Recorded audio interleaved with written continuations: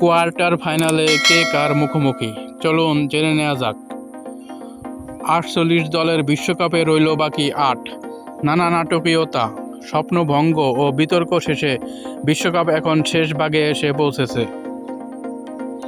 শেষ ১৬য় সবচেয়ে বেশি নাটকীয়তা দেখা গেছে বর্তমান চ্যাম্পিয়ন আর্জেন্টিনার ম্যাচে। মিশরের বিপক্ষে ২-০ গোলে পিছিয়ে পড়েও শেষ পর্যন্ত ৩-২ গোলে জিতে কোয়ার্টার ফাইনালে উঠেছে লিওনেল স্কালোনির দল। তবে এই ম্যাচের পর রেফারিং নিয়ে তীব্র বিতর্ক তৈরি হয়েছে। বাতিল হওয়া একটি গোল এবং আর্জেন্টিনার জয়সূচক গোলের আগে ফাউলের অভিযোগ তুলে রেফারি ও ফিফার বিরুদ্ধে পক্ষপাতের অভিযোগ করেছে মিশর। ফেভারিট হিসেবে টুর্নামেন্ট খেলতে আসা স্পেনও উঠেছে কোয়ার্টার ফাইনালে। ক্রিশ্চিয়ানো রোনালদোর পর্তুগালকে ১-০ গোলে হারিয়ে নিজেদের শক্তির জানান দিয়েছে ইউরোপের বর্তমান চ্যাম্পিয়নরা।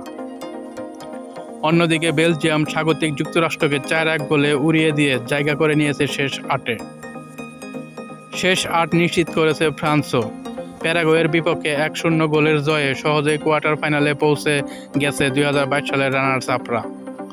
তাদের প্রতিপক্ষ মরক্কো, যারা আফ্রিকার স্বপ্ন বাঁচিয়ে রেখেছে। মরক্কো শেষ ৮-এ উঠেছে স্বাগতিক কানাডাকে ৩-০ গোলে হারিয়ে।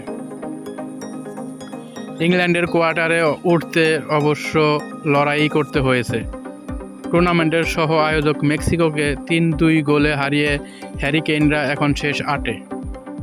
সেখানে তাদের প্রতিপক্ষ বিশ্বকাপের সবচেয়ে বড় অঘটনের জন্ম দেওয়া নরওয়ে। আর্লিং হল্যান্ডের জোড়া গোলে ৫ বারের বিশ্ব চ্যাম্পিয়ন ব্রাজিলকে নরওয়ে হারিয়েছে ২-১ গোলে। শেষ ১৬র সবচেয়ে নিষ্প্রাণ ম্যাচটি ছিল কলম্বিয়া ও সুইজারল্যান্ডের। ১২০ মিনিটেও কোনো গোল না হওয়ায় ম্যাচ গড়ায় টাইব্রেকারে।